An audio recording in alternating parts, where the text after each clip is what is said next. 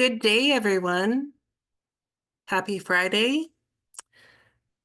Thank you for being here to help us geospatial nerds celebrate our Geospatial Professional Network, GPN, Exemplary Systems and Geospatial Award winners from 2024. This is part of our Excellence in GIS webinar series.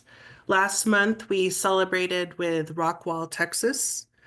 Today, we're celebrating with Frisco, Texas. And next month in April, we'll celebrate with King County, Washington. We have over 100 people registered for today's webinar.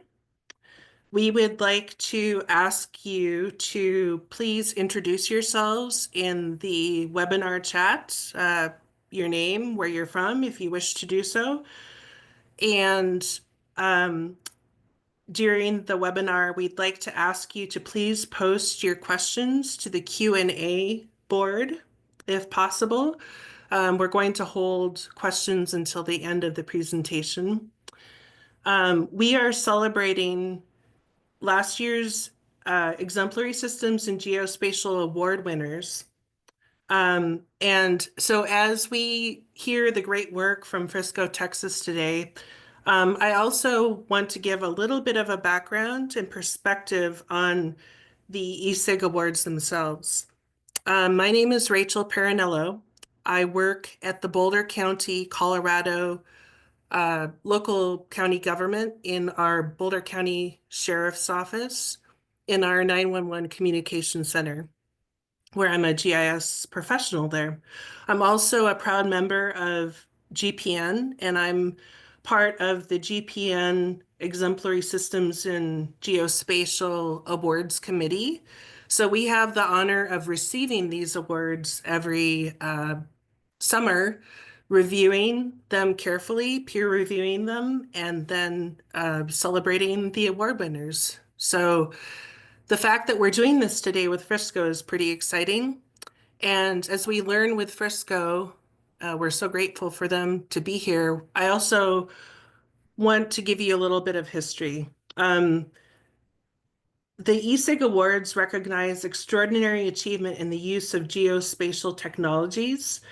These awards were inaugurated in 1980, so we're celebrating our 25th year here shortly, as the Exemplary Systems and Government Awards by URISA, the Urban and Regional Information Systems Association.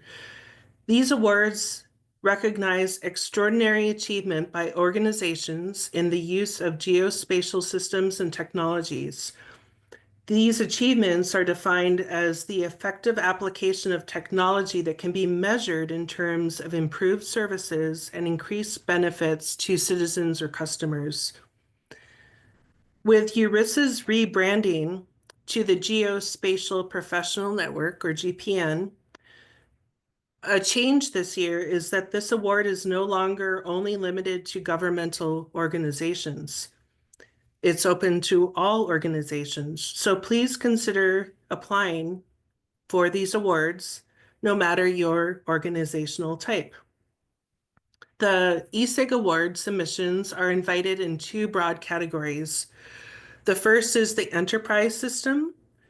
The systems in this category are outstanding and working examples using geospatial technology in a multi-department environment as part of an integrated process.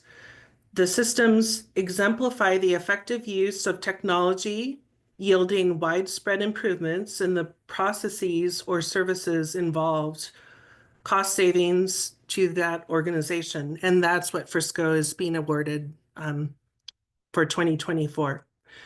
The other category is single process system, kind of speaks for itself. So if you have successfully improved the way in which your organization operates using geospatial information technologies, please consider applying for a GPN ESIG Exemplary Systems in Geospatial Award. The application requirements are quite rigorous, and we will share application and submission details. You are encouraged to begin the process early, and we have documents and resources available for you.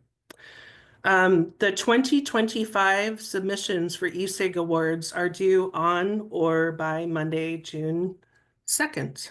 In our committee, which I'm a member of, there's 15 or so of us that are volunteers that work on this committee. We're proud to participate in this endeavor. We also really appreciate the GPN staff, including Danielle Giza and Wendy Nelson, for facilitating all of this. So as you're listening today, please keep that in mind and celebrate and be inspired by Frisco's work. Again, please post your questions to the Q&A section. And I'd like to introduce the City of Frisco, Texas, their Safer Situational Awareness for Emergency Response webinar. Our main presenter is Susan Benedicto Olson. She's the Assistant Director of IT Geospatial Solutions at the City of Frisco, Texas. Susan is an experienced IT GIS professional working across multiple technology disciplines in a local government capacity, primarily GIS, for 33 years. With GIS data visualization as her core focus, she has partnered with public safety personnel at the City of Frisco to build a reliance on geospatial technology platforms in the fire and police services.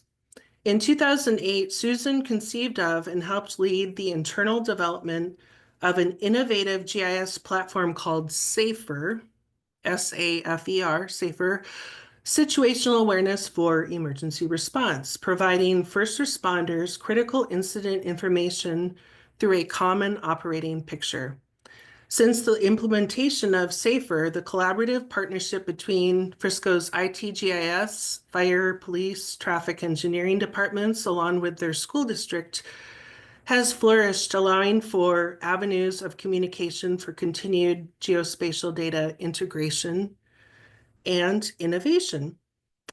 So, without further ado, we have Susan and her coworker Brian here to share work and answer questions. We're so grateful you're here on a Friday.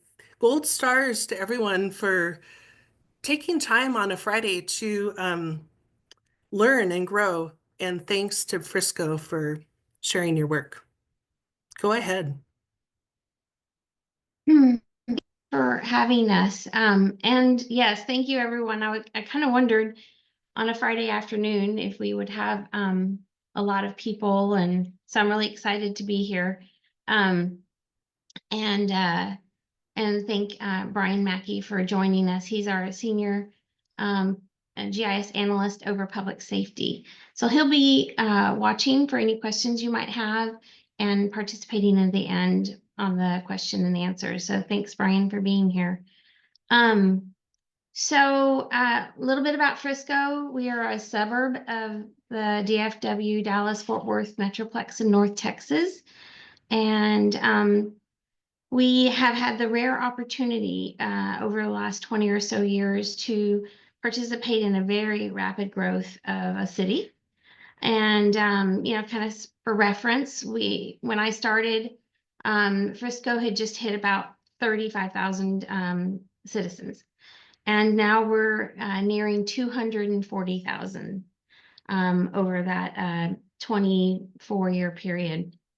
So we've had a lot of growth. And we've fortunately, the leadership in the city, they're truly visionaries and realize that there's no better way to help manage that growth than to really begin GIS at that time, which is an ideal time to really start a GIS program and build a very strong foundation, which is required for a system like this. So my question for you is, what if police and fire, EMS, dispatch, your emergency operations center, traffic management, public works, and maybe even your school district all had a common operating platform for emergency response, emergency management, weather emergencies and any kind of event planning and management. What you're going to see today through a short video and then through the presentation is a platform developed entirely in-house by our SAFER team and GIS teams for emergency response. It's the platform is a unique kind of marriage of GIS with computer-aided dispatch, records management systems, and we'll talk about nearly 40 disparate systems that we bring all together. So I'm going to go ahead and start a quick video and hope you enjoy. And this will give you a little bit of an overview, better than I can, of the history and how it's used. So, Units, we've got a caller on the line advising that they can hear gunshots 52 on 30 seconds out. It was chaotic at first. Where are they? They're in front of building 4, 320 or more shots fired. We start off with breaking news here at 4 today. A situation unfolding at this North Texas apartment complex. Looks like the troopers possibly taking cover behind building 4. We were fielding a lot of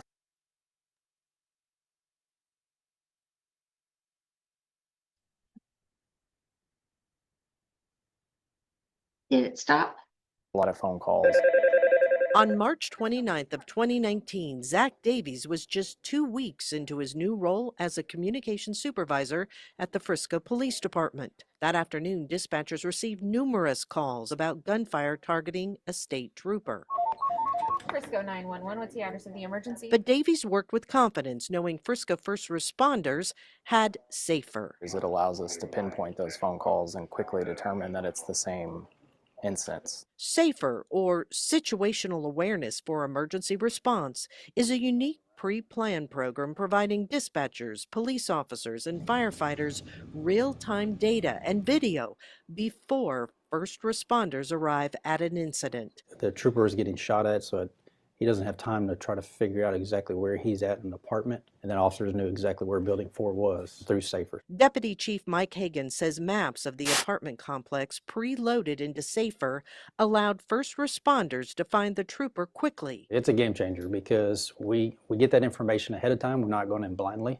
So we already know where that threat is and what's occurring. 300 units on scene. We got video from a witness, and it appears as though he has 2 handguns, 1 in each hand. SAFER also allows first responders to immediately share resources during incidents, all the while collaborating with colleagues supporting any effort from the Emergency Operations Center. We could see where the officers were. Assistant Director of Engineering Services Brian Moen says traffic engineers use the city's nearly 700 traffic cameras as extra eyes during any incident, whether it's a special event, storm, or an urgent call for help. We knew we were likely going to need road closures. So knowing where they need to be and deciding on the map, okay, this is where we're going to shut this particular roadway down here. By putting it in SAFER, then it actually gets pushed out to ways so the public gets the rest of that information. I'm out with him. And I got the trooper head, and we've got the suspect that went upstairs from a green Pontiac. Receive trooper hit, green Pontiac. Receive, we've got medics already in route. SAFER also shows the location of all city vehicles, which is invaluable for situation when seconds count. This application is not something that you can just go and buy off the shelf. Assistant Director of IT Susan Olson says in 2008, Frisco Independent School District leadership approached the city's fire chief with an offer to make district floor plans available to first responders. Chief Bogart suggested, hey, we have this thing called GIS. Maybe we can do something a little bit better. Let's integrate those floor plans into the GIS. And that began the program of SAFER. When it debuted in 2009, SAFER gave first responders a live look in and around schools using campus video cameras. SAFER also provided administrator names and numbers, even on-site chemicals used in science labs. It really represents a whole of government approach that is really not found elsewhere in the United States. John Bodie is the Director of Emergency Management for FISD. Odie says SAFER stores the district's emergency plans and procedures, adding such documents are required by the state. The SAFER platform allows us to be able to provide information to district leadership, who can then make appropriate decisions in real time on short notice during an emergency. Line up for me, please. Schools conduct SAFER drills every year, and like its city and school district, SAFER in schools has evolved fast. Each school has more cameras, and video streaming quality is better. It's invaluable in emergencies, but also helps confirm false alarms. So, well, I think I accidentally clicked on something, so it ended the video a little soon, but it's okay. It's just about over. And so as you can see from the video, SAFER provides a visualization of the critical information that our public safety officers need for incident management. And what better way to visualize data than by using a geospatial platform? So let's dive into some of those visualizations a little further. When a user first opens SAFER, they gain a comprehensive understanding of the activity occurring in the city. And this is what SAFER looks like. You see police units in blue, fire in red, and dispatch calls for service in yellow and black. As you zoom in, you begin to see the public safety digital twin that brings clarity and insight to response. Here you see traffic cameras at the intersections in purple, and commercial buildings that are in blue, and you begin to see additional response features. So then zooming in further, you begin to see those floor plans, including cameras.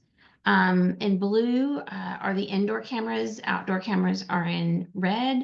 You'll also see some critical emergency services infrastructure, such as Knox boxes, roof access points, and then highlighted rooms of interest, just to name a few. So not only that, but users can access contact information from 2 different sources in the event they need to contact the school principal, or in the case of a commercial property, perhaps the manager or property owner. So all this information is available for schools and other high occupancy locations, including entertainment and sports facilities, city buildings, hospitals, and more. So efforts are underway to expand that digital footprint to include all commercial occupancies. And I'm pleased to say that just recently, we also migrated our data schema, because we've had this floor plan information for I guess, well, since 2009, and we built our own data schema. And so recently we migrated into the indoors platform or data schema. So next, let's focus on this side panel. You see by clicking on the incidents listing, it opens up all the active calls for service. And here you have a motor vehicle crash where you can see data from several sources.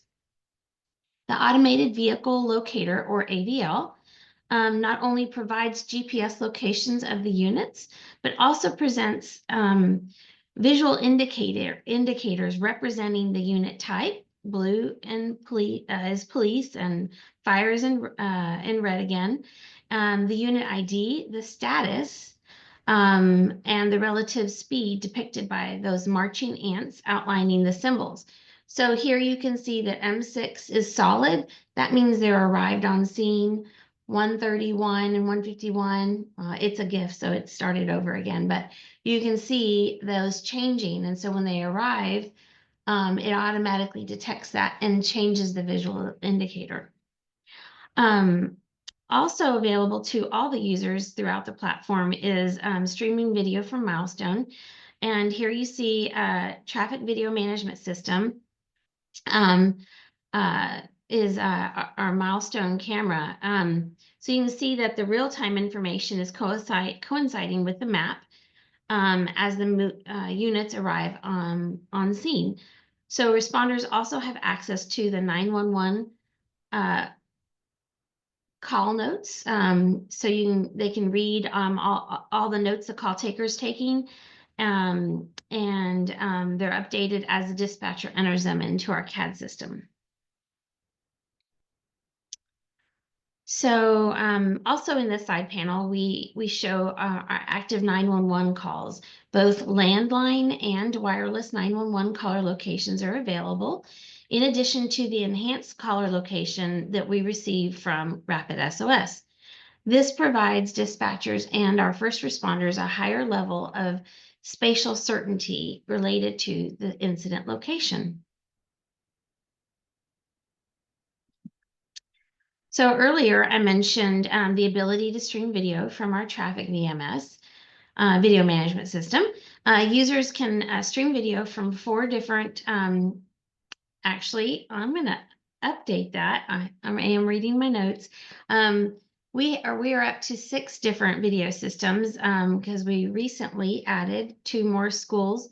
We have a charter school LPS and Prosper ISD for those schools that are in the city limits, along with all of our city facility cameras, FISD, all of the schools and facilities, and the city traffic cameras. So that's upwards around 6,000 cameras that we have in GIS, and those little cameras are a lot to manage. Kudos to Brian, who's here on the call. He does all of that management. There's a lot of change management that occurs and a lot of close partnerships that need to be built and maintained in order to be part of that business process to provide accurate information. If you can think about in a school, perhaps they have a camera in the A hall and they decide, well, we don't have any coverage on the B hall. We're going to move that camera. They've got to tell us that they've moved that camera, because when our first responders click on that camera, they're expecting to see the B hall or the A hall, whatever the case may be. And so we want to make sure that when they're asking a question, they're getting the right answer. So all those changes have to be part of a workflow and a business process that we have with our integrated systems. So the value, though, of the school of all these cameras is extremely well, it's evident. And in this picture, this was a fire that had started in a laundry room of an elementary school. They're going in through the kitchen and you can see the haze in the air. They were able to see that there actually was a fire that had started, and they were able to step up the response accordingly. So understanding officer location is critical both in and out of the vehicle. And so for this reason, we pull GPS locations not only from the units, but also from the Motorola radios worn by all our first responders. And so this screenshot was taken during a recent incident in which a suspect had barricaded himself in an apartment building. So again, similar to the other AVL, you see police in blue and fire in red. So now imagine an officer is completing what is thought to be a routine traffic stop and is suddenly faced with an emergency.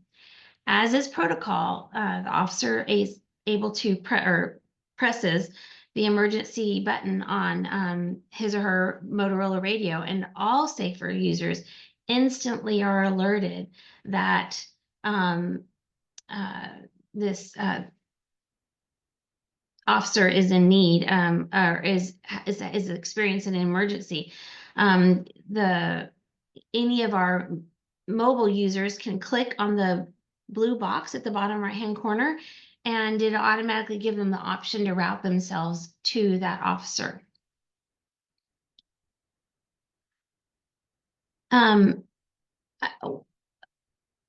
several years ago when we had a huge snowstorm here in North Texas, which is not typical for us to have a big snowstorm, and a very, very cold weather, which caused a lot of power outages. That cold weather and power outages together caused a lot of our buildings to have their fire suppression system in one way or another became in disrepair. A lot of pipes were frozen, a lot of exploding pipes and whatnot. And so when this happens, buildings are more susceptible to burning and having a larger scale incident. So our fire department wanted a way to manage those fires. So or those fire watch incidents. So when they have, they're approaching an incident that, or going to an incident that perhaps has, that is currently under a fire watch, they may change their response because they're able to click on the building. Visually, they'll see that it's, in red and yellow, but then they can click on the building and go to this fire watch button on the what we call the site detail interface, and then they can read about why is it that this particular building's on fire watch, and what should they prepare for accordingly.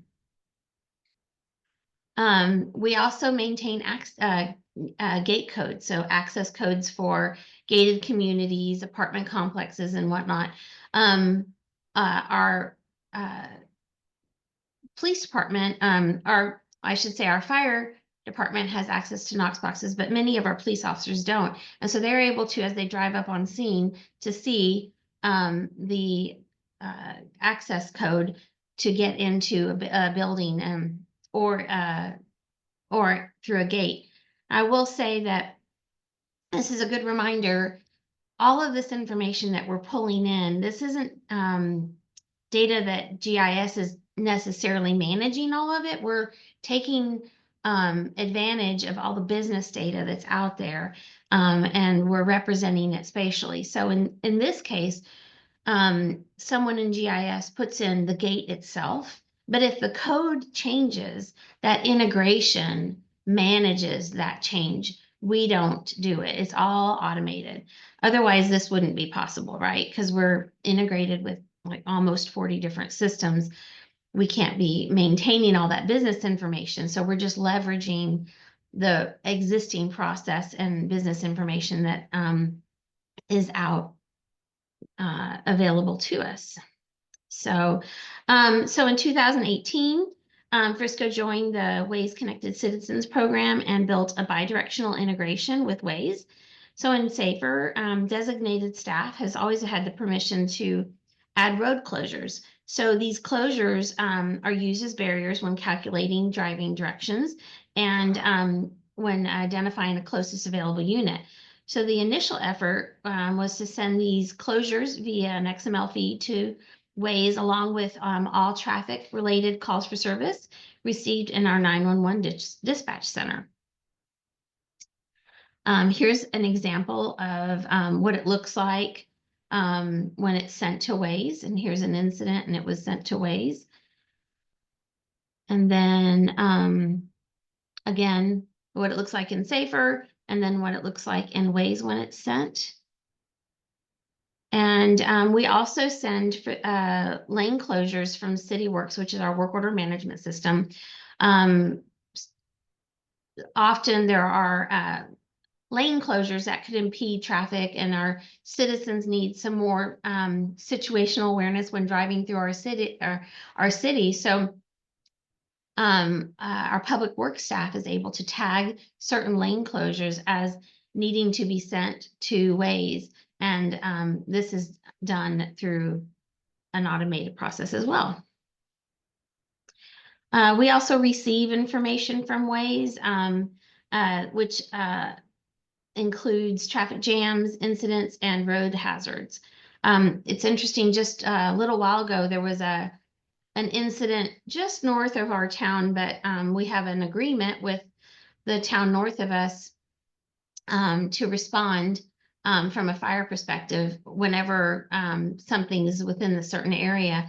And I thought, well, I don't see, you know, certain elements, and I was able to see it in Waze. So Waze does really provide very good information, and it's interesting. A lot of times, citizens before calling 911 will put it in Waze. So, closest to dispatch project allowed us an increase in efficiency in dispatching closest available units via business logic, vehicle locations, and the road network algorithms rather than dispatching just solely based on district assignments. The CTD is what we call it, improves response time and priority calls and aids the fire department by identifying calls in which certain apparatus do not require dispatching, thus freeing up some of the availability for more severe calls. So we actually funded this through a grant secured from our traffic incident management. Some of those the goals of the project were to clear the crash scenes quicker, decrease the amount of time it takes to dispatch. And, you know, it was all for police and fire, you know, in our community, right? But we were able to get a grant because the goal was to clear the roads faster. Well, what better way to clear the roads faster than to get our police and fire there quicker? And so we creatively were able to get quite a bit of money to fund this project, which for the most part funded our CAD system to build this functionality for us. And we were able to cut down our response time in by about 62 seconds. So the Safer Development team also incorporated real-time traffic into our routing service. So we completed testing with a variety of data sources, including Waze, Esri's Street Map Premium product, Here.com, and INRIX. And ultimately, we chose to integrate with one of Esri's partners, Here.com. So this integration provides the user with an even better routing, potentially bypassing major traffic, because even police and fire can't get through some traffic. And up to the minute trip times for navigation and estimated time of arrival, allowing the users a view of who will be first on scene and when they will arrive. So in this example, the medical emergency, the ME2, Medic 3 or M3 will arrive in about a minute. So, and I'll say this project, we ended up pulling in the data and building the integration ourselves, which was, you know, from a human resource perspective, it took quite some time. But I'll say we were in the upwards of over $30,000 a year to purchase the data, or $2,400 a year to build the integration, geoprocess it, and aligning it and filtering it ourselves, and then able to use our authoritative system. So over a couple year period, we were able to see that return in the initial investment of human resources by doing it ourselves. But this was a few years ago, and now more and more products are coming out with the ability to leverage this kind of real-time data.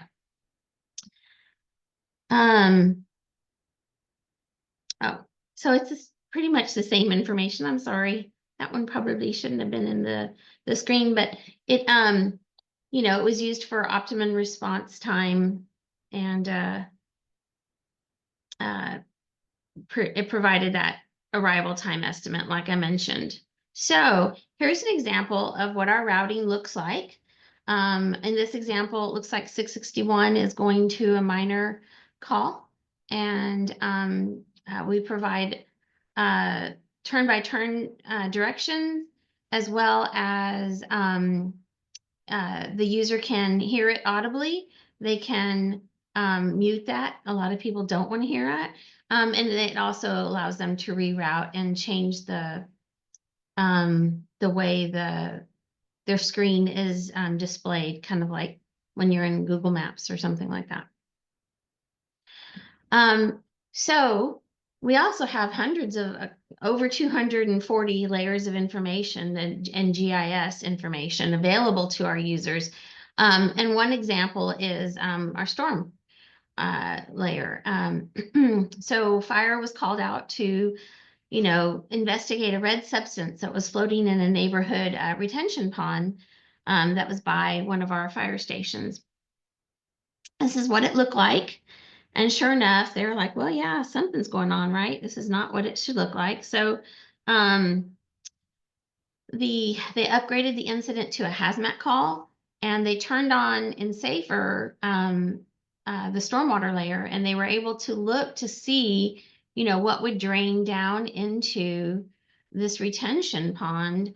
And come to find out, they found a car wash and lube center that had the night before an unreported outdoor fire, and a 55-gallon drum of fluid had caught fire, and they just pressure washed it down the storm drain. So that's why it ended up in that retention pond. And so they were able to use GIS to figure out up here in the upper right-hand corner who was responsible, and they ended up having to pay for all that cleanup. Recently, just a couple months ago, we also changed our weather provider to be DTN Weather. It's a very nice service because they provide the mapping service, and you can just consume it in your app. So we can consume it not only in Safer, but other web apps that perhaps some of our staff put together. That includes weather observation, radar, lightning, and storm corridors. So now we have the ability to tell, when there's a particular storm headed in what direction. Here's an example of a recent storm that we had in that corridor. We were pretty excited about that part. So along with weather, that is used with our hazmat plumes that can be generated. Our hazmat vehicle has a software called Peak that if you take the current weather conditions along with any chemical information that you have or that the firefighters have, it'll generate a plume. And so we have a service that runs in the background that looks for that feature to be created, and it automatically pops it into Safer for all of our users to see. And so here's an example of a call that required a large-scale evacuation. And so using a function of Safer over here at the bottom of our incident or our side panel, our markups, we were able to add road closures. So all of this area was closed, and that's respected for routing, and our citizens get that. In ways that those roads are closed. We're able to add an evacuation area and visualize where all of our units were, our officers were, and the incident. So you can also see once again that in the bottom right, we clicked on a camera and you could see that evacuation going on. Also, just looking at the units, I can discern that E4 was cleared from the call because it's kind of that has muted, and 660 is on its way to the call because you see those marching ants again. So in total, we have nearly 40 disparate systems integrated into Safer, providing our first responders critical information to make informed decisions. So Safer is really a system of systems. It's not just one system that you can just share. It's 40 different integrated systems that we have to maintain all of those integrations and all that goes along with it. So as you can see, SAFER brings numerous benefits, including that common operating picture and better incident management. And for incident management, often it's we want to look at train information as it comes into the city. So when trains come in the city, they actually will effectively close down a road. So one of the integrations that we're working on this year is to pull, or we're going to put up some sensors, some audible sensors. So when a train's coming, Trainfo is a company, they can detect when a train's coming, how long it is, and how fast it's going. And then we turn that into a calculation of when it's going to close one of our at-grade road crossings, and essentially close those roads to routing our first responders. So as great as all of that is, and believe me, we spent a lot of years putting all that together. I think one of the things that makes SAFER kind of unique is its intuitive user interface. So as you pan and move around in the map, click, identify a camera, the system anticipates what it is you're wanting to do. You can click and drag, you can zoom in, out, and stream a video, all without picking up a tool. It all does it because it anticipates and is smart enough to anticipate what the user's wanting based on where they're clicking. And ease of operation is really important when it comes to our first responders, because they, when seconds count, they need to be able to get to their information really quickly. So again, the benefits of the SAFER platform is that common operating picture, better incident management, the geo visualization, which again, as a geo nerd, what better way to look at data than that geo visualization for better comprehension, understanding of your situation. And then again, that intuitive user interface. But none of this could have been done without the partnerships that we have. So we have very, very close working relationships within the city with fire, police. They get along. Traffic engineering, they're co-located in our emergency operations center at the fire department, and IT. We all get along really well, and we have a great relationship with our school district. So, those are all my slides, and I'm open to answering as many questions that you guys have for me. I'm happy to talk about it some more.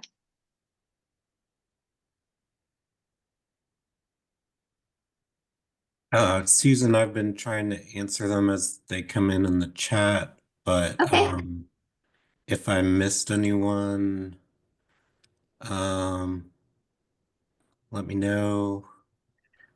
Thank you, Brian, for you're so efficient and responsive. Tim Nolan says he would like Susan to answer his question about, I think, why doesn't BSNF share their train schedule? I want to know the same thing. So if anybody out there works for BNSF, oh, yeah, he says actually the other one. I don't know what the other one is. Let's see. Let me scroll back up. But yeah, just while you're looking for that, they don't share. I guess it's a Homeland Security, or they put it on that. Even with public safety entities, they will not share that information. We tried for a long time, because this is one of the very first things that we wanted to implement, was that train information. I'm gonna redact the thing about the train. Oh, okay. I'm acting as Tim's voice here. His question he submitted through the Q&A section. He says, "What is that line that goes through your city?" Question mark. And then follow up, what is your favorite side of Frisco? We don't have a favorite side. And that line, let's go. That's the county line. You would think that somebody at Collin County would know that. And I believe he's been there for 34 or 35 years. But, you know, he's getting older. So the city is divided by, or in part, Collin County and Denton County. It's about a 60-40 split, 60% being in Collin County and 40% being in Denton County. I don't have a favorite. I've lived in both counties, and I've worked with both counties very closely. But yes, I have a special place in my heart for Collin County because of Tim. We went to college together. That ages me. There's a question here. Does the SAFER system include voice assistant capabilities?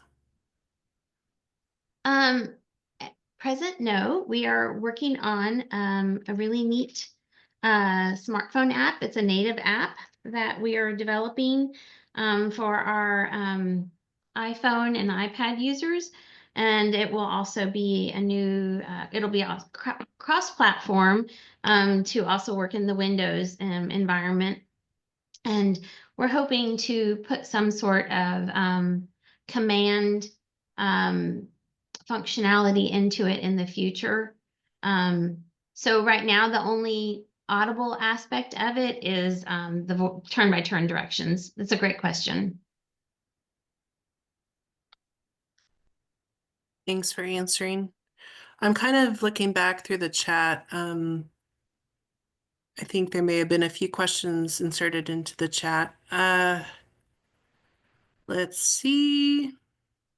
We have people from all over the world here. Auckland, New Zealand. Isn't that cool? Bermuda. Yeah.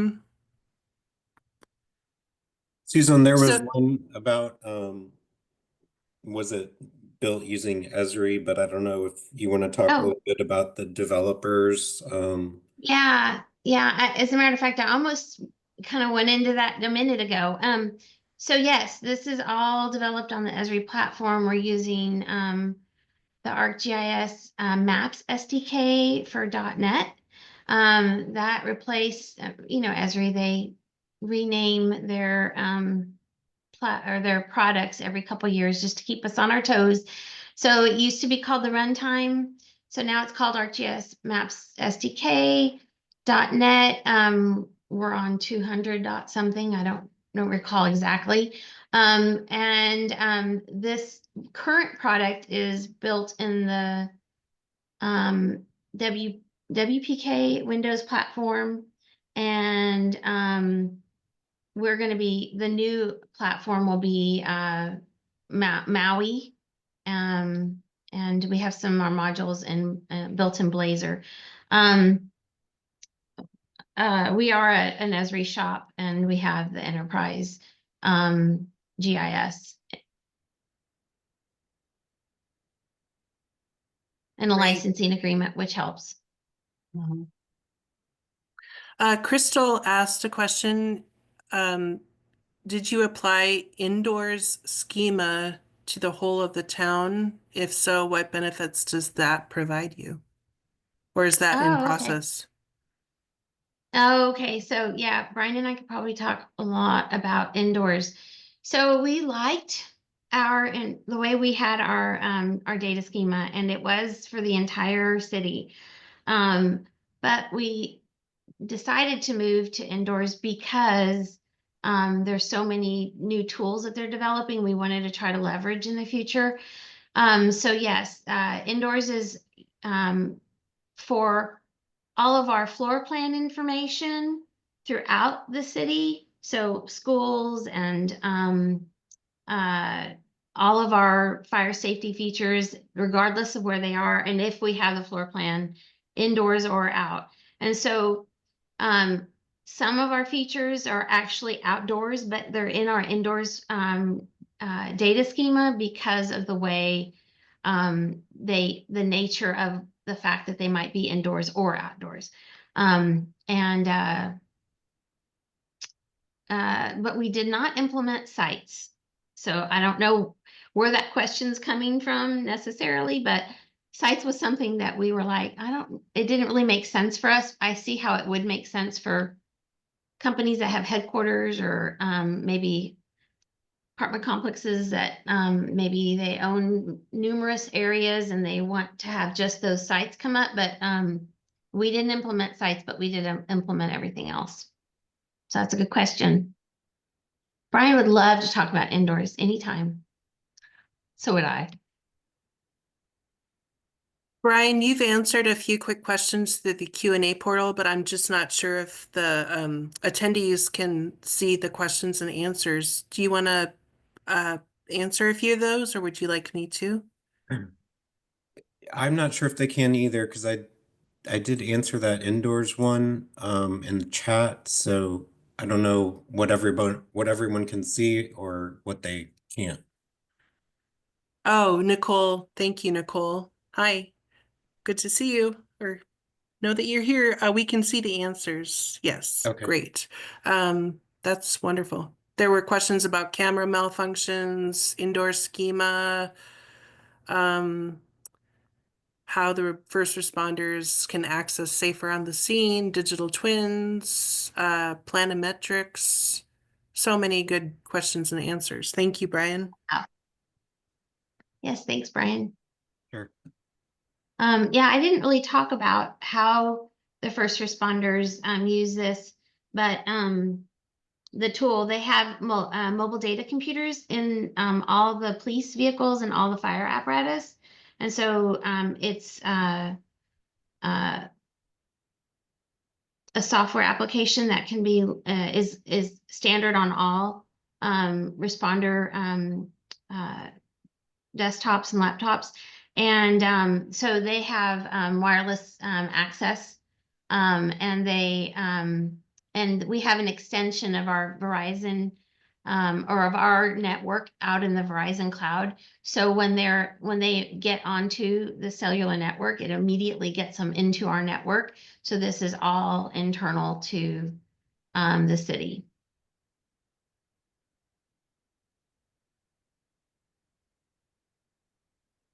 I have a final question that will kind of help us wrap up because we want to make sure we end on time here in the next little bit. Susan, what advice would you give attendees, GPN professionals thinking of applying for an ESIG award? Oh, give yourself time to think about the answers. So it's a very complete application. I don't want to say long because it didn't take that long, but they asked some really good, thoughtful questions in that application that really gives you an opportunity to share your story and provide screenshots or examples. And so I would say give yourself some time to really read through the questions and spend a couple days maybe thinking about how you want to answer, and reach out to some of your stakeholders that were part of the program, that whichever one you're going to submit, to provide you some input as well. And definitely apply. I was a little hesitant. I was like, well, I don't know if I should or not.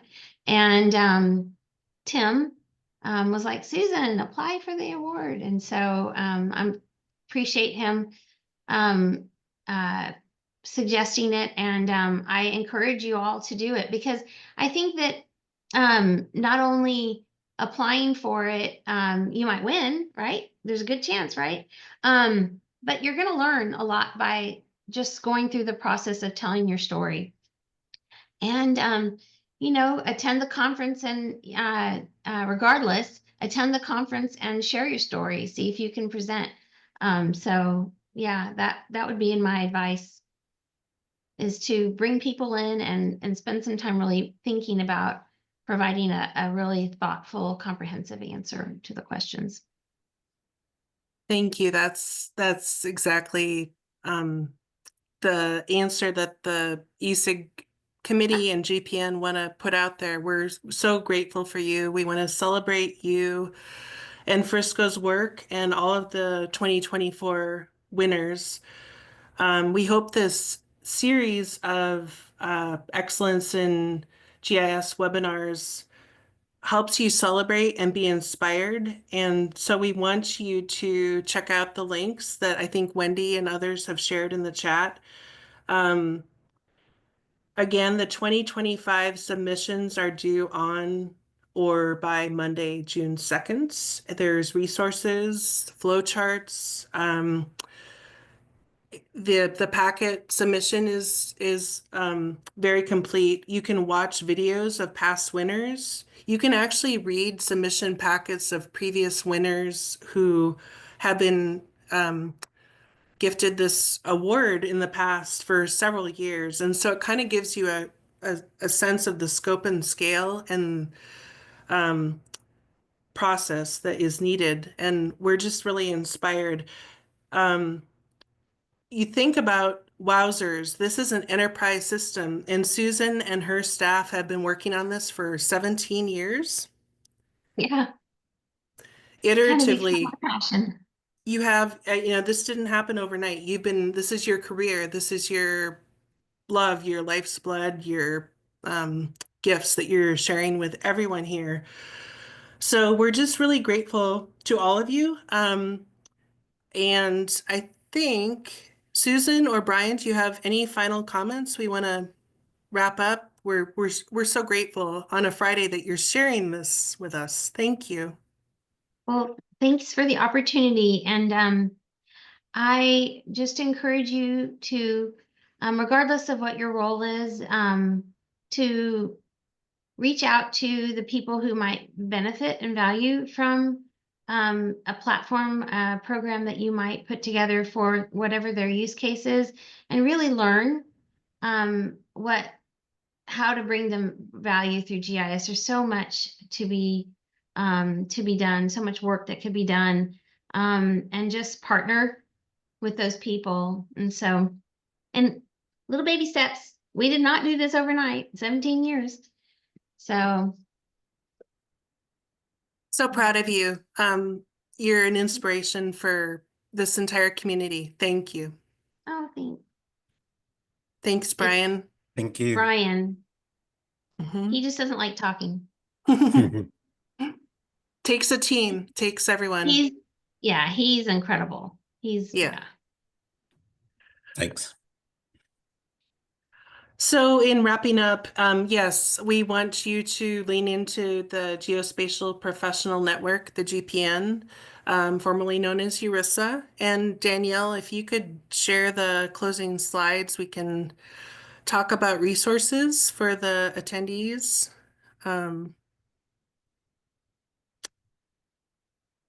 Again, I want to truly thank Susan and Brian, all of the attendees for taking time to learn on a Friday afternoon. As Tim Nolan said, Fridays may be the best day to learn. Thanks to the GPN staff, Danielle Giza and Wendy Nelson, and all of the GPN volunteers. So looking ahead, next month, April 25th, another Friday, same time, we have the final Exemplary Systems and Geospatial ESIG Excellence in GIS webinar series celebrating King County, Washington. They're actually a double winner, so that one will be extra special. And then into May, we have another webinar, GIS Leadership, Unlocking Secrets to Building a Successful Team. So that link is on the slide and I think in the webinar chat. Looking ahead to the Cal GIS Conference, April in Sonoma, California. They're one of the most active GPN chapters. The GIS Leadership Academy in June in Chicago. Many folks probably on this call may be alumni of that academy. And if you have questions, please reach out to GPN staff. And then now there's an advanced GIS Leadership Academy, November, New Orleans. We're geographically diverse, moving it all over the country. And then another GIS Leadership Academy in December in Savannah, Georgia.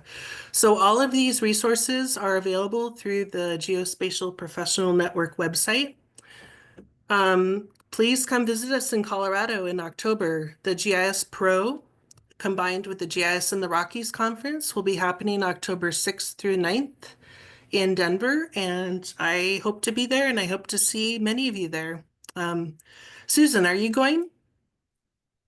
Yeah, I was just looking at that. I was like, I need to register for that. Yes, Me I really too. want to. I Yeah. budgeted for it, so. Yes, so much to share on the GPN site. Not just the upcoming webinars and events, but there's a book club, there's the Connect website, there's professional white pages, articles, so many great resources. So It was a great conference last year. I will say, one of the best conferences I've been to for user presentations that brought so much value. I was blown away, really, really was blown away. Encourage yeah, everybody to attend. thank you all. We could go on and on, but we're a little bit over time. We want to be respectful of your time. Please reach out to GPN staff, reach out to me, reach out to Susan. We are happy to be here and help you. And we hope you all have a great weekend. Thank you. Goodbye. Thank you. Bye.